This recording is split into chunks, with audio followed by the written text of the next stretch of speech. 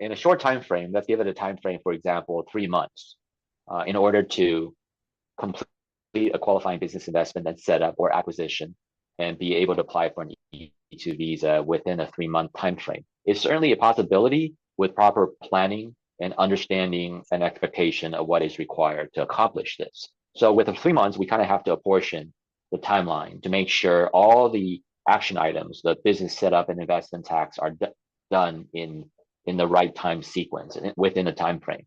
Because a lot of the business investment is a sequential process where you can't do step 10 unless you finish the first 9 steps. So making sure pre-planning where we make sure that the first the steps are done within the first month and apportion the next set of steps done in the second month and the final steps done in the last month before being eligible to apply for an E2 visa.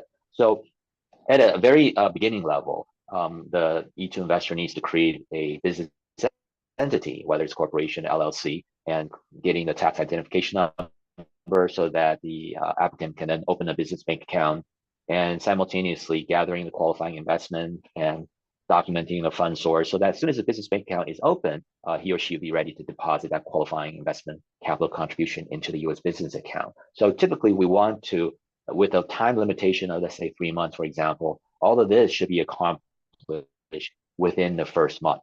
And then once the business has, the investment capital has been deposited into the business bank account, that's when the investment spending could begin, the startup expenditures to establish a business or to purchase a business. So if it's a startup business investment, then we want to make sure in the second month that all the required business spending, including acquisition of business premises, leasing the business premises, for example, purchasing all necessary business supplies, equipment, inventory, are accomplished in that second month and utilizing the qualifying investment funds from the business bank account. So this is the second month is for the purpose of establishing the business from just a paper entity to a real, active, credible business venture.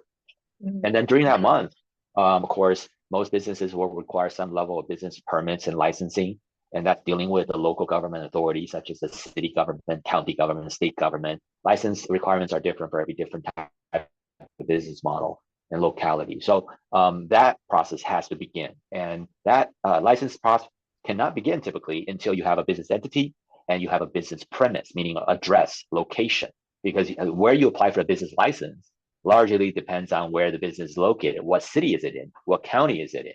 City business license, tax certificate, county DBAs, state seller's permit, et cetera, et cetera. So all that should be accomplished in the second month.